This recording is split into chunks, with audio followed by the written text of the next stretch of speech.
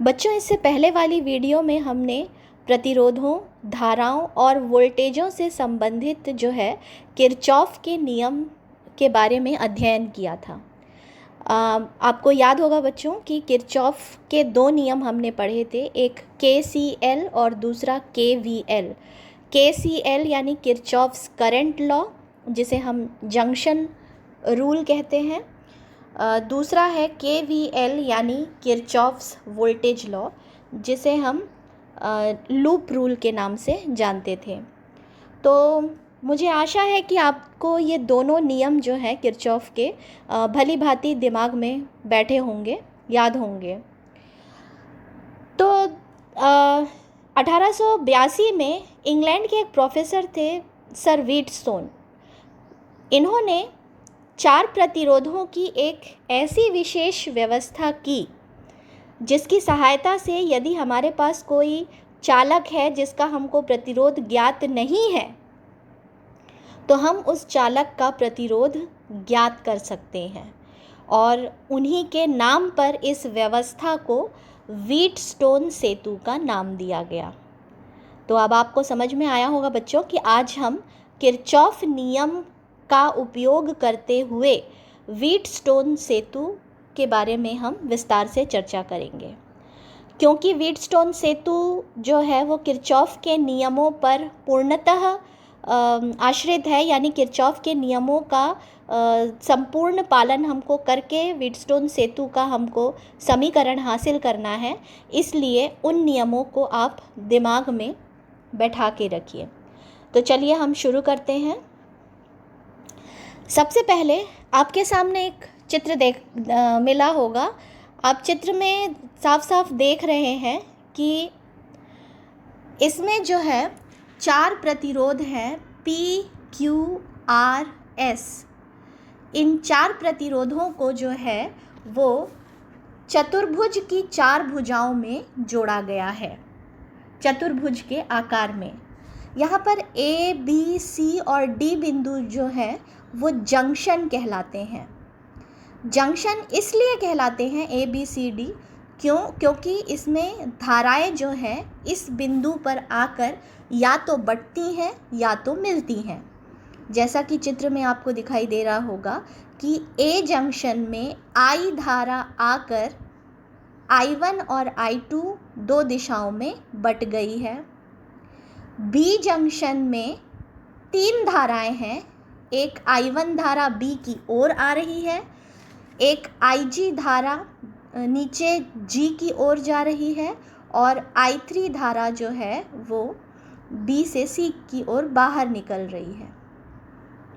इसी प्रकार C junction में I3 धारा और I4 धारा आकर मिल रही है और D जंक्शन में 3 धाराएं पुनः I2 धारा D की ओर आ रही है, IG धारा D की ओर आ रही है और I4 धारा D से दूर जा रही है। तो बच्चों याद रखिए A, B, C, D जो है वो 4 जंक्शन हैं और इन 4 जंक्शनों के बीच में हमने 4 प्रतिरोधों P, Q, R, S को चतुर्भुज के रूप में जोड़ा है। बच्चों ध्यान से देखिए कि इस चतुर्भुज में 2 विकर्ण हैं, एक BD विकर्ण है और एक AC विकर्ण है। आपको दिख रहा होगा। तो सबसे पहले यहाँ पर BD विकर्ण के बीच में एक धारामापी जोड़ा गया है। बच्चों आपको मालूम है ना धारामापी क्या होता है? धारामापी एक ऐसा यंत्र होता है जो यह निर्धारित करता है कि परिपथ में धारा प्रवाहित हो रही है कि नहीं। यानी अगर परिपथ में धारा प्रवाहित होती है तो धारामापी का कांटा हिलता है और यदि परिपथ में धारा प्रवाहित नहीं होती तो उस समय उसका कांटा नहीं हिलता। तो यहाँ पर विकर्ण BD के बीच में एक धारामापी जोड़ा गया है। जो दूसरा विकर्ण है AC, उन दोनों के बीच में एक बैटरी लगाई गई है। दिख रहा है बच्चों? AC विकर्ण के बीच में बैटरी लगाई गई है जो विद्युत स्रोत का कार्य करेगी और परिपथ में धारा प्रवाहित करेगी। यहाँ पे बच्चों आपको एक चीज़ और ध्यान रखना है कि यहाँ जो 4 प्रतिरोधों का प्रयोग किया गया है P, Q, R, S, इसमें से कौन सा प्रतिरोध ऐसा है जिसका हमको प्रतिरोध का मान ज्ञात करना है, ये भी तो मालूम होना चाहिए ना, क्योंकि आखिर व्हीटस्टोन सेतु की रचना ही इसलिए की गई है कि हम किसी चालक का प्रतिरोध जो है वो ज्ञात कर सके। तो यहाँ पर वो कौन सा प्रतिरोध है जिसका प्रतिरोध का मान हम ज्ञात करेंगे?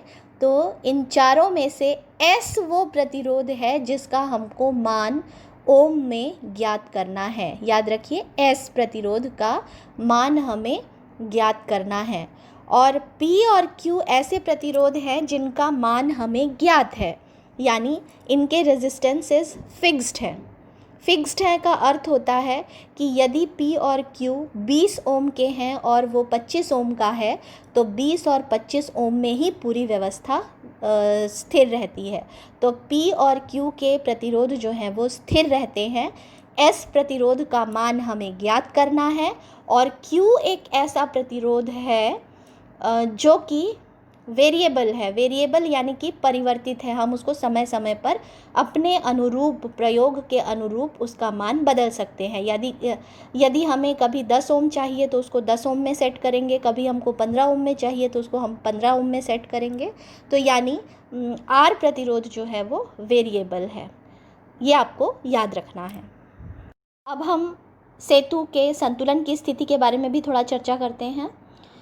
क्योंकि हमने 4 प्रतिरोधों P, Q, R, S को एक चतुर्भुज के रूप में जोड़ा है, और एक विकर्ण में हमने धारा मापी और दूसरे विकर्ण में विद्युत स्रोत यानी बैटरी E को जोड़ा है, तो इन प्रतिरोधों के मान को जब हम इस प्रकार से व्यवस्थित करते हैं कि धारा मापी में कोई विक्षेप नहीं होता, यानी P, Q, R, S के मान हम इस प्रकार से सेट करते हैं कि धारामापी का विक्षेप उस समय कुछ नहीं होता, तो उसे हम सेतु के संतुलन की स्थिति कहते हैं। तो व्हीटस्टोन सेतु का सिद्धांत कहता है कि सेतु के संतुलन की स्थिति में किन्हीं 2 संलग्न भुजाओं के प्रतिरोधों का अनुपात शेष भुजाओं के प्रतिरोधों के अनुपात के बराबर होता है। अर्थात इसे हम गणितीय रूप में यदि कहना चाहें तो सेतु के संतुलन की स्थिति में P/Q बराबर R/S, इसी सूत्र का प्रयोग करके हम S प्रतिरोध का मान ज्ञात करेंगे। तो चलिए बच्चों, व्हीटस्टोन सेतु में अज्ञात प्रतिरोध का मान ज्ञात करने के लिए, यानी S का मान ज्ञात करने के लिए किरचॉफ के नियमों का हम प्रयोग करते हैं।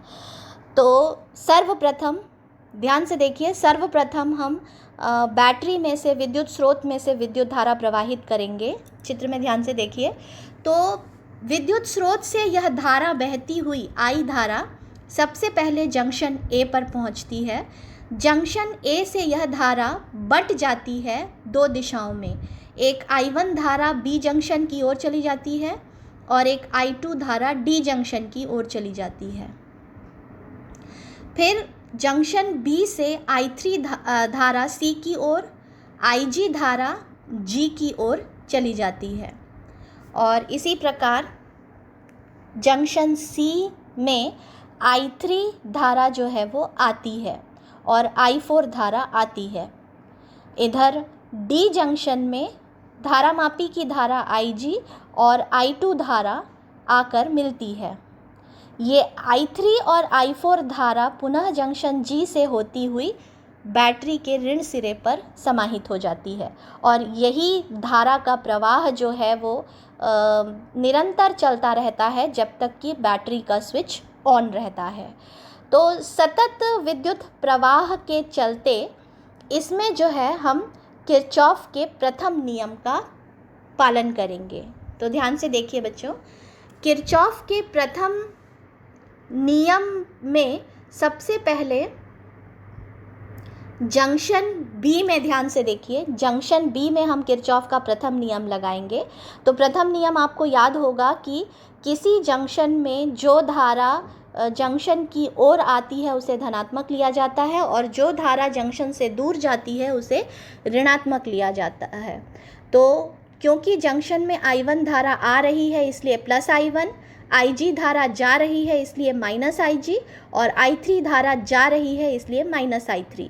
तो इन सब का हम बीजगणितीय योग निकालेंगे तो हमारा पहला समीकरण हासिल होगा I1 minus I ji minus I three बराबर ज़ीरो, समीकरण 1। इसी प्रकार हम जंक्शन डी में भी किरचॉफ के प्रथम नियम का पालन करेंगे। तो आपको दिख रहा होगा कि जंक्शन डी में I2 धारा आ रही है, इसलिए प्लस I2, IG धारा आ रही है, इसलिए प्लस IG, और I4 धारा जा रही है, इसलिए माइनस I4। तो हम इन तीन धाराओं का जंक्शन डी में बीजगणितीय योग निकालेंगे, तो I2 plus IG minus I4 बराबर ज़ीरो। इसे हम समीकरण 2 लेंगे। ये जो दोनों समीकरण हैं वो किरचॉफ के प्रथम नियम से हमको प्राप्त हुए हैं। याद रखिए बच्चों, किरचॉफ के प्रथम नियम KCL से।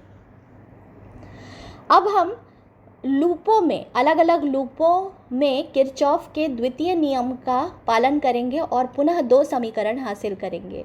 तो सबसे पहले हम आपको याद होगा किरचॉफ का द्वितीय नियम मैंने कहा था कि बंद लूपों के लिए ही लागू होता है। तो इसीलिए हम किरचॉफ के द्वितीय नियम को बंद लूप ABDA में लगाएंगे। आपको सिर्फ अपनी आँख बंद लूप ABDA में रखना है। ध्यान से देखिए बच्चों, तो ABDA लूप में किरचॉफ के द्वितीय नियम के अनुसार संगत धारा और प्रतिरोधों के गुणनफलों का बीजगणितीय योग जो है वो बराबर होता है उस बंद लूप में कुल विद्युत वाहक बलों के बीजगणितीय योग के। तो इस बंद लूप में पहली धारा है I1 और उसका संगत प्रतिरोध है P, दूसरी धारा है IG और उसका संगत प्रतिरोध है G, और तीसरी धारा है I2 और उसका संगत प्रतिरोध है R। तो इन तीनों का हम गुणनफल करके बीजगणितीय योग हम प्राप्त करेंगे। तो हमें प्राप्त होगा I1P plus IgG minus I2R बराबर ज़ीरो। इसे हम समीकरण 3 लेंगे। इसी प्रकार हम पूरे बड़े से बंद लूप की बात करेंगे, ABCDA। आप अपनी आँख इसी बंद लूप पर रखिए, ABCDA। बच्चों ध्यान दीजिएगा, A से B, B से C, C से D और D से A की ओर अपनी आँख रखिए। तो इसमें आपको कितनी धाराएं और कितने प्रतिरोध दिख रहे हैं? पहली धारा है I1 और उसका संगत प्रतिरोध है P, दूसरी धारा है I3, उसका संगत प्रतिरोध है Q, तीसरी धारा है I4 और उसका संगत प्रतिरोध है S, और चौथी धारा है I2 और उसका संगत प्रतिरोध है R। तो इसमें हम किरचॉफ का द्वितीय नियम जब हम लगाते हैं इस बंद लूप में ABCDA में, तो हमको समीकरण हासिल होता है I1P plus I3Q minus I4S minus I2R बराबर ज़ीरो। तो आपको चिन्हों का भी साइन कन्वेंशन याद होगा, इसीलिए किसको प्लस लेना है किसको माइनस लेना है। तो इसमें हमको समीकरण 3 और समीकरण 4 हासिल हुआ है। क्योंकि इससे पहले मैंने बताया था कि सेतु के संतुलन की स्थिति में जो है, यदि हम थोड़ी देर के लिए कल्पना करें कि आंतरिक प्रतिरोध सेल में कोई नहीं है, तो धारामापी में से होकर जो है वो कोई धारा प्रवाहित नहीं होती। तो उस समय क्या होता है, IG का मान 0 हो जाता है। तो जिस समय IG का मान 0 हो जाएगा तो IG का मान 0 हम 3 समीकरण में रखेंगे, पहले समीकरण में, दूसरे समीकरण में और तीसरे समीकरण में। जब हम IG का मान 0 पहले समीकरण में रखेंगे तो हमको मिलेगा I1 बराबर I3। जब हम IG का मान दूसरे समीकरण में रखेंगे तो हमको समीकरण हासिल होगा I2 बराबर I4, और जब हम IG का मान 0 तीसरे समीकरण में रखेंगे तो हमको हासिल होगा I1P बराबर I2R। इसे पुनः हम 3 समीकरणों से नामांकित करेंगे, समीकरण 5, समीकरण 6 और समीकरण 7। अब हम समीकरण 5 और 6 का मान समीकरण 4 में रखेंगे। तो इन दोनों समीकरणों के मान को समीकरण 4 में रखने पर हमको हासिल होगा I1P plus I1Q minus I2S minus I2R बराबर ज़ीरो।